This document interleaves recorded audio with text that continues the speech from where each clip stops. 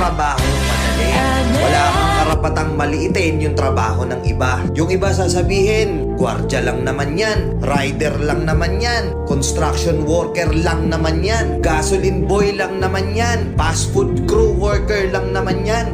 Pucha, nagkaroon lang tayo ng maganda-gandang klase ng trabaho. Akala na natin kung sino na tayong entitled sa mundong to. Minamaliit natin yung mga taong mas mabababa yung sahod sa atin.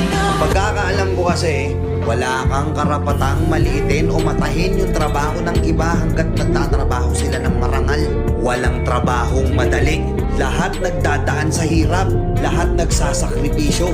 Kaya kung iniisip mong porket maganda-ganda yung trabaho mo't malaki-laki yung sinasahod mo, mamaliitin mo na yung mga trabaho ng mga taong nagtatrabaho na mas maliit yung sahod sa'yo. Mag-isip-isip ka. Baka bawiin sa'yo yan. Baka biglang bumaliktad yung mundo at sila naman yung kumangat. Kahit anong trabaho mo, magpakumbaba ka pa rin. Bilog ang mundo, hindi palagi nasa taas ka. Kaya hanggat maaari sa lahat ng oras, magpakumbaba ka. Diba? May kilala pa kayong ganito? Minsan na rin pa kayong nilait ng mga ganitong klaseng tao?